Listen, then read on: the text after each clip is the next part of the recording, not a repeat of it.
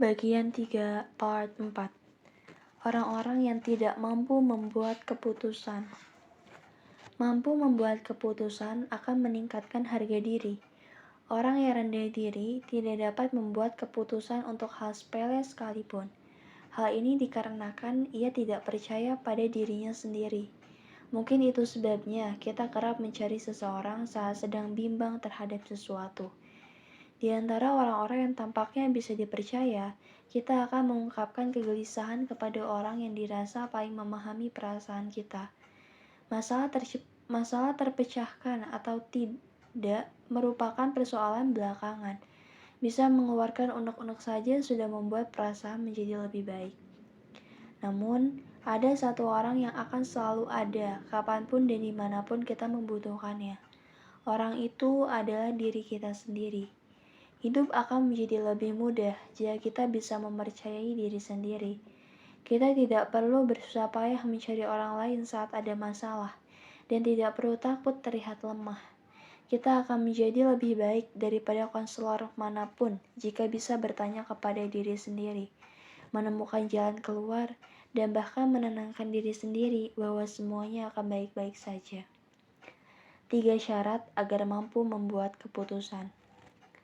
Proses menjadi dewasa berisi rangkaian pilihan dan keputusan kecil dan besar. Seorang anak harus belajar tentang kehidupan dan membuat banyak keputusan sendiri seperti sekolah, jurusan, pekerjaan, kencan, menikah, mandiri, dan sebagainya. Di saat seperti itu, siapa yang akan dicari oleh sang anak?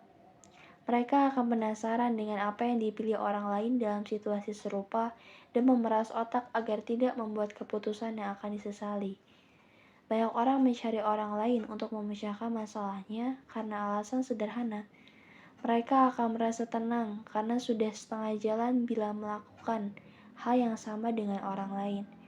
Meskipun demikian, ada masalah yang bisa dibantu oleh orang lain dan ada masalah yang hanya bisa dijawab oleh diri sendiri. Seorang konselor pun pada akhirnya akan memberikan nasihat bahwa semua kembali lagi kepada Anda. Bukankah sebuah kebijaksanaan kalau kita bisa memutuskan sendiri berbagai pilihan yang muncul dalam hidup kita? Lalu, apa makna mampu membuat keputusan yang baik? Ada 3 hal yang menjadi penentu dalam membuat keputusan. Pertama, waktu yang tepat. Keputusan setepat apapun akan kehilangan maknanya jika memakan waktu terlalu lama. Ini adalah hal yang paling sering dilupakan oleh orang-orang yang pelin-pelan. Mereka selalu menunda-nunda karena ingin membuat keputusan yang benar dan tidak akan disesali. Padahal, orang-orang yang pandai dalam memutuskan tahu betul sampai kapan mereka harus membuat keputusan. Kedua, lingkup keputusan. Keputusan sebijak apapun harus berada di dalam jangkauan kita. Kita tidak bisa membuat keputusan untuk orang lain dan yang menyangkut masa depan. Sebagai contoh, ada murid yang mengirim surel seperti berikut kepada saya. Sekolah kedokteran apa yang bagus? Menurut paman saya, Universitas Yonsei lebih bagus daripada Universitas Seoul. Apa betul demikian? Anak ini tengah bimbang dalam memilih kampus. Namun, saat ini bukan waktunya baginya memutuskan hal tersebut. Ia hanya bisa memutuskan perihal apa saja yang harus ia pelajari. Keputusan yang harus dipikirkan hanya yang ada dalam jangkauan kita di saat sekarang. Ketiga, menyadari bahwa di dunia ini tidak ada yang namanya keputusan yang benar. Tidak ada seorang pun yang bisa memastikan pada saat memutuskan bahwa ia akan menyesali atau merasa puas dengan keputusannya tersebut. Keputusan yang dirasa terbaik di saat itu bisa jadi akan disesali di kemudian hari. Sedangkan keputusan yang diambil secara singkat juga boleh jadi membawa keberuntungan yang besar. Hanya Tuhan yang mengetahui hasilnya dan kita tidak pernah tahu maksud Tuhan. Itulah sebabnya ada istilah ironi kehidupan. Orang-orang yang pandai membuat keputusan tahu tentang ini. Tidak ada jawaban yang tepat untuk sebuah masalah. Jawabannya pun berbeda-beda bagi setiap orang. Bukan soal keputusan apa yang penting, melainkan soal bagaimana setelah keputusan itu diambil. Mereka tidak membuang-buang energi sampai keputusan dibuat. Kemampuan terbesar orang-orang yang pandai memutuskan adalah puas dengan keputusannya. Mereka tidak mudah goyah dengan ucapan, desakan, dan sindiran berbau cemburu dari orang lain. Dengan kata lain, mereka memiliki pendirian dan standar yang kuat. Mereka tidak membuat keputusan yang aneh-aneh. Mereka tidak akan menghabiskan seluruh uangnya untuk investasi saham, lalu berkata dengan pongah bahwa investasiku ini bagus. Mereka akan membuat keputusan yang masuk akal dan sulit dikritik. Mereka memutuskan seolah-olah sudah tahu jawabannya sejak awal dan mereka puas dengan keputusan yang diambilnya. Keputusan yang tepat menurut ilmu saraf. Proses membuat keputusan yang tepat bisa juga disebut sebagai proses menyatukan perasaan dan logika. Kita biasanya digerakkan oleh pengetahuan dan kemampuan menilai saat membuat sebuah keputusan. Namun, hal ini tidak berhenti di sini. Ada proses persetujuan secara emosional terhadap keputusan yang dibuat. Orang yang pandai memutuskan tidak akan bersikeras bahwa keputusannya sudah pasti tepat dan juga tidak akan khawatir bahwa keputusannya mungkin salah. Jika dilihat dari segi ilmiah, hal ini dapat terjadi ketika lobus frontal yang mengatur ranah akal dan sistem limbik atau otak tengah yang mengatur ranah perasaan berfungsi dengan baik. Masalah akan timbul apabila salah satunya tidak bekerja. Keputusan yang hanya mengandalkan lobus frontal kemungkinan besar akan menguntungkan, namun di sini perasaan dikesampingkan. Keputusan serasional apapun akan sulit dianggap bijak jika tidak memuaskan perasaan. Oleh karena itu, sistem limbik juga harus diaktifkan untuk membuat keputusan yang baik. Perasaan orang lain juga tidak akan terganggu. Keputusan yang menurut kita benar tidak bisa dilihat demikian walau menyakiti perasaan orang lain. Keputusan yang sewenang-wenang dan mengabaikan adat istiadat atau kesepakatan sosial akan sulit mendapat dukungan dari sekitar. Bersikap afirmatif tanpa alasan yang kuat juga dapat mengundang keputusan yang berbahaya. Seseorang akan cepat dalam mengambil keputusan dan tidak mudah menyesal saat sedang kecanduan. Orang yang tergila-gila pada saham akan berpikir, "Aku bisa memakai semua uang ini untuk investasi, pasti berhasil." Begitu pula orang yang kecanduan belanja. Mereka menghipnotis diri sendiri sambil berkata, "Aku harus beli ini," dan merasakan kepuasan palsu. Meskipun dibalut dengan hiasan perasaan dan kepuasan, itu bukanlah keputusan yang baik. Keputusan yang benar baru akan tercipta saat akal dan perasaan menyatu dengan baik. Orang-orang yang kehilangan kesempatan membuat keputusan. Masyarakat kita cenderung menekankan penilaian rasional secara berlebihan.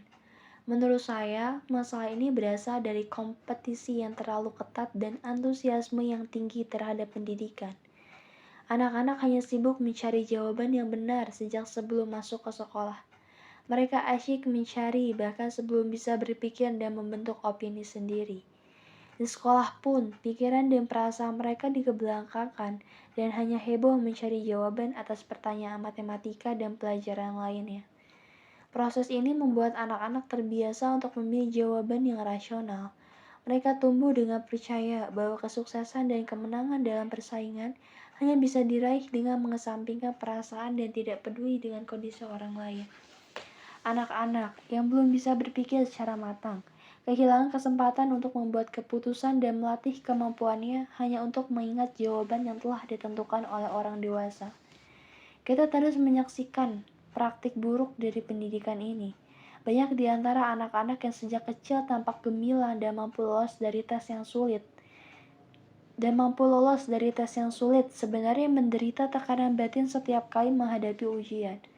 Hal yang sama juga terjadi pada pejabat publik yang terlihat normal, padahal memiliki bibit sebagai pelaku kejahatan seksual.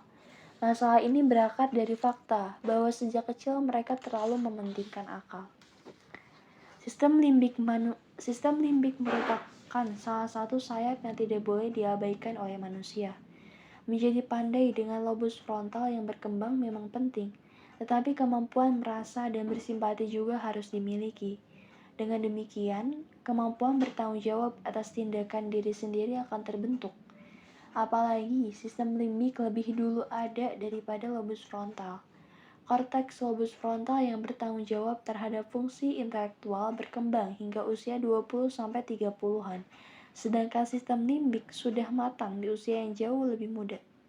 Oleh karena itu, membuat keputusan sendiri harus dibiasakan sejak kecil.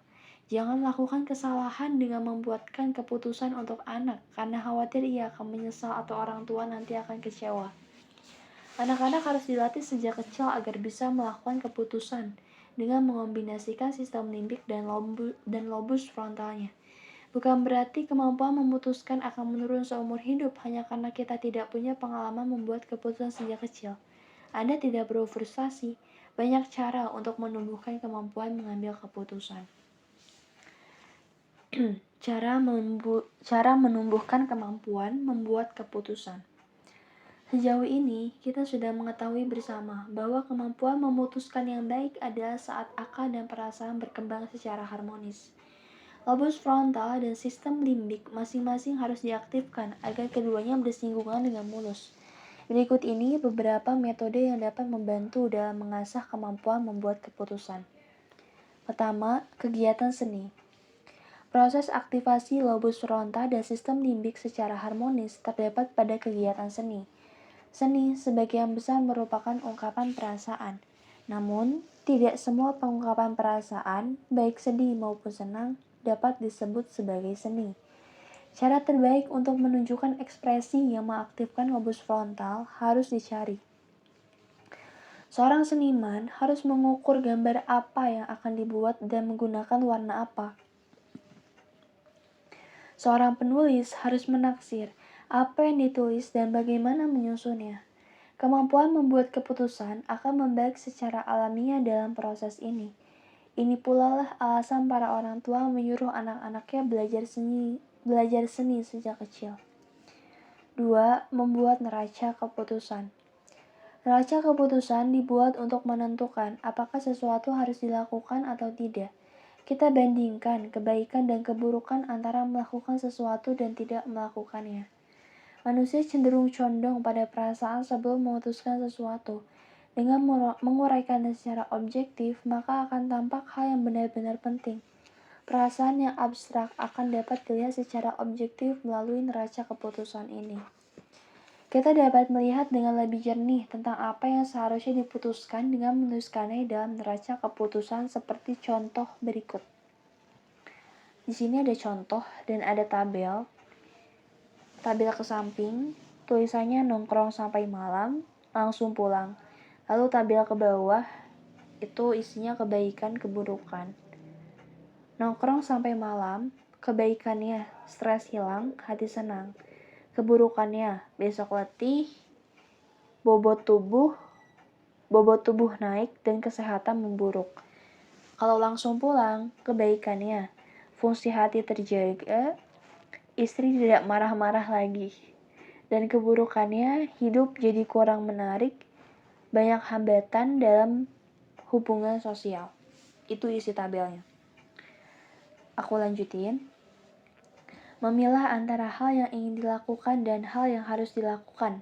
Oh, ini poin ke ini ya, berarti. Ini poin ketiga, yaitu memilih antara hal yang ingin dilakukan dan hal yang harus dilakukan. Belakangan ini, kian banyak anak muda yang mengaku tidak tahu harus berbuat apa. Di sisi lain, golongan setengah-setengah juga semakin banyak akibat terlalu banyak hal yang ingin dilakukan.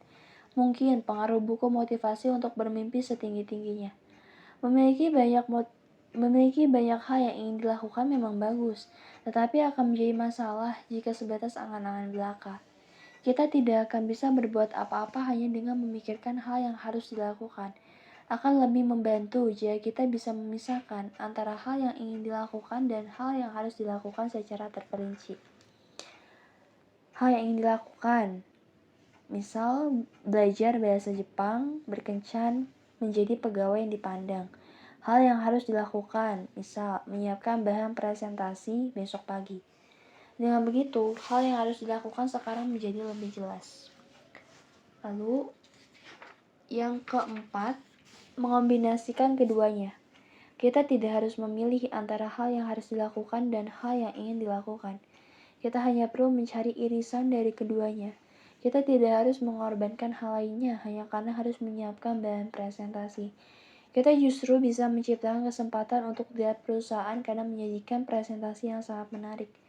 Terutama jika kita berada di persimpangan jalan hidup, seperti antara ingin menjadi penulis dan kenyataan harus bekerja secara reguler. Kita bisa mengatasinya dengan bekerja kantoran di hari biasa dan membuat tulisan di akhir pekan. Membuat catatan tentang pekerjaan kita di blog juga bisa menjadi alternatif. Kegiatan hari ini untuk meningkatkan harga diri. Memetakan titik konflik. Untuk meningkatkan harga diri, kita harus bisa membuat keputusan mulai dari hal kecil.